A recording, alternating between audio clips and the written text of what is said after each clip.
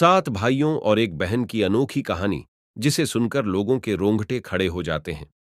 हजारों वर्ष पूर्व झारखंड के दक्षिणी छोटा नागपुर की प्रसिद्ध सात भाइयों और एक बहन की कहानी पीढ़ी दर पीढ़ी हमारे पूर्वजों के द्वारा नई पीढ़ी को बताई जाती है।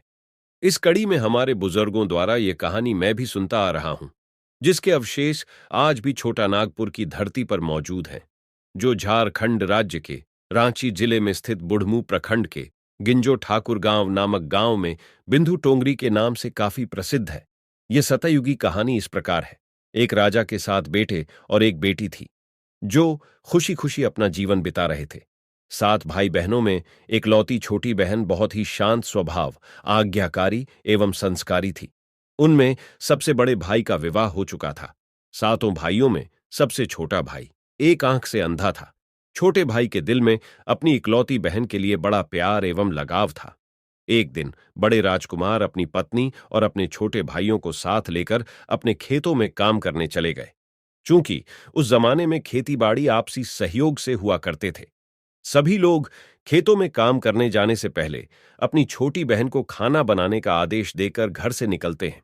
सातों राजकुमार की बहन अकेले घर पर खुशी खुशी सबके लिए खाना बनाने के लिए जंगल से सरौटी साग को तोड़कर लाती है और बड़े प्यार से सरौटी साग की सब्जी बनाने से पहले बैठी सब्जी फल आदि काटने का औजार से साग को काटने लगती है। इसी दौरान वह अपनी उंगली भी काट बैठती है और रक्त की एक तेज धार निकलने लगती है, जिससे उसका पूरा हाथ खून खून हो जाता है। तब राजकुमारी सोचने लगती है कि क्या करूं? अगर घर के दीवार में खून को पोंछूंगी तो भैया लोग देख लेंगे और चिंता करेंगे, और यदि अपने कपड़े में पोंछूंगी तो भाभी खून लगा कपड़ा देखकर माहवारी समझ खाना नहीं खाएंगी। राजकुमारी इस डर से सब्जी पकाने वाले छाता साग में सारा खून को पोंछकर खून को बहने से रोकती है। फिर इसी खून लगे साग को सब्जी बनाती है। जब उसके सारे भाई और भाभी अपने खेतों से लौटते हैं, तो छोटी बहन हमेशा की तरह सभी के लिए साफ थाली में खाना और मिट्टी के लोटे में पीने के लिए पानी देती है, और सभी एक साथ खाना खाते हैं और पके हुए साग को खाकर खाने की जमकर तारीफ करते हैं। और वे सब अपनी बहन से पूछते हैं कि बहन, तुम्हारे द्वारा बनाया हुआ ये साग बहुत बार खाए हैं, परंतु आज की बनी सब्जी का स्वाद बहुत ही अद्भुत लगा। बताओ ना, कैसे और क्या क्या मिलाकर इतना स्वादिष्ट सब्जी बनाई हो? पहले तो राजकुमारी डर से सहम गई कि कहीं भाइयों को पता न चल जाए कि मेरे हाथ की उंगली कट गई है। फिर वह थोड़ा सोचकर बोलती है कि कुछ नहीं भैया, जैसा हमेशा की तरह सब्जी पकाती हूं वैसे ही तो बनाई हूं। राजकुमारी अगले दिन सातों भाइयों के अनुरोध पर फिर से एक बार वही छाता साग की सब्जी बनाती है, परंतु भाइयों को पिछले दिन के जैसा स्वाद नहीं मिलता। फिर ऐसा ही अनुरोध 3-4 बार हुआ, लेकिन खून लगे साग का स्वाद उनके मन मस्तिष्क से उतर ही नहीं रहा था। असलियत जानने की जिज्ञासावश सातों भाई और भाभी ने उससे उस दिन के खाना बनाने का तरीका जानने का जिद करने लगे। मजबूरन राजकुमारी को सारी घटना बतानी पड़ी। सच्चाई मालूम होने पर पांचवां भाई, जो बहुत ही लालची किस्म का था, उसने बाकी भाइयों से कहा कि बहन का खून इतना स्वादिष्ट लगा तो इसका मांस कितना स्वादिष्ट होगा। ये बोलकर सभी भाइयों के बीच चर्चा करने लगता है। सबसे छोटे भाई को छोड़कर बाकी भाइयों ने राजकुमारी को मारकर उसका मांस खाने को राजी हो गए थे। मांस खाने की सोचकर उन सभी के मुंह से लार टपकने लगता है। भाइयों के मन में स्वादिष्ट खाना खाने के लिए वे कितना लालची बन गए, इसका आभास राजकुमारी को हो गया कि किस प्रकार उसके भाई उनकी मांस खाने की लालसा रखते हैं। एक दिन सातों भाई शिकार खेलने के बहाने राजकुमारी को लेकर घने जंगल में लेकर जाते हैं, जहां पूर्व से निर्मित 4 केंद के वृक्षों पर बने मचान के नीचे पहुंचते हैं, जिस पर अपनी बहन को ये झूठ बोलकर चढ़ने के लिए बोलते हैं कि इस मचान पर जंगली जानवर तुम पर हमला नहीं कर सकेंगे। इस प्रकार सातों भाई अपनी बहन को मचान पर बैठाकर अपना अपना धनुष लेकर शिकार करने का ढोंग करके चले जाते हैं। तब राजकुमारी को पूरा आभास हो चुका था कि आज उसका आखिरी दिन है, लेकिन वह चाहती थी कि उनके भाइयों की इच्छा पूर्ण हो, इसलिए भी वह मचान में जाकर बैठ जाती है। फिर सभी भाई केंद के वृक्ष पर बने मचान से कुछ दूरी पर स्थित टोंगरी छोटा पहाड़ पर अपने अपने धनुष बाण के साथ पहुंचते हैं और एक चट्टान पर बारी बारी से अपने बाणों को तेज धार प्रदान करते हैं। टोंगरी के ऊपर सबसे पहले बड़ा भाई अपने तीर को चट्टान में धार करता है और अपनी बहन पर धनुष से निशाना लगाकर तीर छोड़ता है। तभी राजकुमारी पूरी बातों को समझ जाती है कि भाइयों का क्या इरादा है और अपनी मातृभाषा में गीत को गाने लगती है। बिंधु बिंधु दादा, छाती ताइक ताइक, अर्थात जान से मारना ही है दादा साहब, तो तीर को सीधे मेरे छाती में वार करो, इधर उधर तीर क्यों चला रहे हो। फिर सभी भाई बारी बारी से अपने तीर के धार को तेज करते हैं और राजकुमारी पर निशाना लगाकर तीरों को छोड़ते हैं। छहों भाइयों का निशाना खाली जाता है और सातवां भाई, जो सबसे छोटा था, वह तीर चलाने से इनकार कर देता है, क्योंकि उसे अपनी छोटी बहन से बहुत लगाव था और धनुष बाण चलाने में सातों राजकुमार में सबसे निपुण था। राजकुमारी जानती थी कि उनके सातों भाइयों में सबसे छोटा भाई दादा बाकियों की तरह लालची नहीं है। छहों भाई छोटे भाई पर पूरा दबाव डालते हुए आदेश देते हैं कि अगर वह तीर नहीं चलाएगा तो बहन की तरह उसे भी मार देंगे। फिर छोटा राजकुमार उदास मन के साथ तीर को थोड़ा ही धार कर दूसरी दिशा में तीर को छोड़ ढाने की कोशिश करता है और तीर को धीरे से छोड़ ढाता है। राजकुमारी हर बार की तरह इस बार भी वही गीत गाती है, बिंधु बिंधु दादा, छाती ताइक ताइक। इतने में छोटे भाई का तीर सीधे राजकुमारी के सीने को भेद देता है और राजकुमारी की आत्मा शरीर से अलग हो जाती है और उसकी आत्मा उसी स्थान पर भटकने लगती है। तभी वह देखती है कि उसके शरीर का मांस खाने के लिए उसके भाई कैसे लालच करते हैं और सबसे छोटे राजकुमार को जबरदस्ती मारपीट कर उसके शरीर को काटने का आदेश देते हैं। बहन के मांस को पकाने के लिए बहुत सारी सूखी लकड़ी लाने के लिए छोटे राजकुमार को जंगल भेजा जाता है। छोटा भाई जंगल में खोज खोज कर ढेर सारा लकड़ी जमा करता है और सोचता है कि कैसे इतना सारा लकड़ी को ले जाऊंगा। दादा जो रस्सी दिए हैं वो भी 7 टुकड़ों में दिए हैं। उन्हें जोड़ने पर भी यह रस्सी इन लकड़ियों को नहीं बांध पाएगा। देर होने के डर से राजकुमार उदास होकर रोने लगता है और उसके आंखों से आंसू धरती में गिरने लगता है।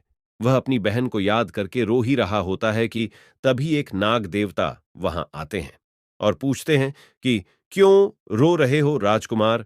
वह इधर उधर देखता है किंतु कोई भी नजर नहीं आता है। फिर राजकुमार को नाग देवता दिखते हैं और राजकुमार नाग देवता को अपनी पूरी आपबीती सुनाते हैं। फिर नाग देवता उसे कहते हैं कि मैं लकड़ी में रस्सी की भांति लिपट जाता हूं और तुम जैसे ही लकड़ी वहां रखोगे तो मैं धीरे से निकल जाऊंगा। और राजकुमार ऐसा ही करते हैं। सभी बड़े भाई ये देखकर चकित रह जाते हैं कि कैसे उनका छोटा भाई रस्सी के 60 टुकड़े होने के बावजूद भी जंगल से इतना सारा लड़की लेकर आता है। तत्पश्चात वे लोग अपने छोटे भाई को पानी लाने के लिए एक घड़ा में 7 छेद कर भेज देते हैं। छोटा राजकुमार पानी लाने के लिए एक डाढ़ी छोटा कुआं में जाता है और घड़े में पानी भरता है, परंतु उसमें छेद होने के कारण सारा पानी गिर जाता है और राजकुमार वहीं बैठकर सोच सोच कर रोने लगता है कि बिना पानी के वापस जाऊंगा तो बड़े भैया लोग मारपीट करेंगे। ये सारी घटना को दाढ़ी के मेंढक, केकड़ा और मछली सुन्व देख रहे थे और वे तीनों राजकुमार को रोता देखकर पूछते हैं कि क्यों रो रहे हो। फिर राजकुमार उन्हें अपनी आप बीती को विस्तार से बतलाता है और कहता है कि मैं अपनी प्यारी बहन के शरीर का मांस कैसे खा सकता हूं। नहीं खाऊंगा तो बड़े भैया लोग मारपीट करेंगे। तब मेंढक कहता है कि तुम परेशान मत हो, हम सब मेंढक घड़ा के छेद में चिपक जाते हैं। फिर मछली और केकड़ा बोलते हैं कि तुम हमें लेकर चलो, तुम्हारे भाई जब राजकुमारी के मांस को खाएंगे तब तुम मछली को खाना और जब वे हड्डी को खाएंगे तब तुम केकड़ा को खाना, बड़े भाइयों को शक नहीं होगा। फिर राजकुमार ने बिल्कुल वैसा ही किया जैसे केकड़े और मछली ने कहा था। रात को जब राजकुमारी का पका हुआ मांस खाने को परोसा गया तब बड़े भाइयों से छुपाकर वह मांस को दीमक के टिल्हे में डाल देता है और समय बीतने पर वहां बांस का एक बड़ा बुदा झुंड उगता है। इस घटना के वर्षों बाद एक भीख मांगने वाला जोगी उसी बांसौदा के पास से गुजर रहा था और वह सुंदर सुंदर बांस के बुदा को देखकर सोचता है कि अगर इतने सुंदर बांस से केंद्रा वाद्य यंत्र बनाया जाए तो कितना सुरीला धुन निकलेगा। उसी क्षण बांस से आवाज आती है, ना काट काट रे जोगी, ई तो लागे भैया रोपल बांस। जोगी फिर भी बांस को काटता है। जोगी इसी उद्देश्य से एक मोटा बांस का टुकड़ा काट कर ले जाता है कि इस बांस का आवाज इतना सुंदर है, यदि केंदरा बनाएंगे तो कितना मधुर आवाज निकलेगा। और जोगी इस बांस से एक सुंदर केंदरा का निर्माण करता है। इस केंदरा से इतनी मधुर ध्वनि निकलती है कि जोगी जहां जहां भी इसे बजाता है, इसके ध्वनि से लोग मंत्रमुग्ध हो जाते थे। एक दिन जोगी घूमते घूमते बड़े राजकुमार के घर पहुंचता है और अधिक धन के लालच में जोगी जोर जोर से केंद्रा बजाना शुरू करता है। परंतु इस बार केंद्रा का मीठा सुरीला स्वर कर्कश हो जाता है और जब भी जोगी कुछ नया धुन बजाने की कोशिश करता है, बार बार एक ही धुन निकलता है, ना बाज रे केंद्रा, ई तो लगो मोर दुश्मन कर घर। बार बार यही धुन निकलने पर बड़ा राजकुमार मारपीट कर जोगी को अपने घर से भगा देता है। ऐसे ही घूमते घूमते जोगी हर भाई के घर जाता है, लेकिन हर बार की भांति वही धुन, नाबाज रे केंद्रा, ई तो लगो मोर दुश्मन कर घर बजाता है। ये धुन सुन सारे भाई जोगी को डांट डपट कर भगा देते हैं। सबसे अंत में जोगी छोटे राजकुमार के घर पहुंचता है। छोटे भाई के घर के आंगन में प्रवेश करते ही केंद्रा खुद ही बजने लगता है, जोर जोर से बाज रे केंद्रा, ई तो लगो मोर छोट भैया कर घर। बड़ा ही मधुर मीठे स्वर का धुन सुनकर छोटा राजकुमार छंद्राकर मोहित हो जाता है और यह धुन सुनकर छोटे राजकुमार से रहा नहीं गया और जोगी से केंद्रा की मुंह मांगी सोने की मोहरें देकर उसे खरीद लेता है तथा जोगी को अच्छे से मेहमान नवाजी कर अच्छे से विदा कर दिया जाता है। धीरे धीरे समय बीतता है और छोटे राजकुमार अपने काम से कुछ दिनों के लिए बाहर जाते हैं। जब वह वापस लौटता है तो देखता है कि उसका कमरा बहुत सुंदर ढंग से सजा हुआ है और घर के सारे बर्तन अच्छे तरीके से रखे हुए हैं। तब छोटा राजकुमार सोचता है कि हमेशा मेरे कमरे की साफ सफाई घर के नौकर करते हैं, लेकिन कभी भी इतना सुंदर सजाया नहीं गया है। फिर राजकुमार अपने नौकरों से पूछताछ करते हैं कि मेरे कमरे को इतना सुंदर किसने सजाया है। नौकरों के मना करने पर राजकुमार सोचते हैं शायद कोई भाभी आई होगी और मेरे कमरे को सजा कर गई होगी। जब भी राजकुमार घर से बाहर काम के लिए जाते, यही घटना हर बार देखने को मिलती और लगातार होने के कारण राजकुमार के मन में जानने की जिज्ञासा उमड़ने लगी कि आखिर मेरे घर को इतने सुंदर ढंग से कौन सजावट करता है। वह अपने भाइयों तथा भाभियों से भी पूछता है और वे लोग भी सजावट करने की बात से साफ मना कर देते हैं। एक दिन राजकुमार सच्चाई पता लगाने के लिए किसी काम का बहाना कर बाहर जा रहे हैं बोलकर निकलते हैं और छुपकर पुनः वापस आकर अपने कमरे में रखे खजूर के गोल मोड़े हुआ चटाई के अंदर छुप जाते हैं।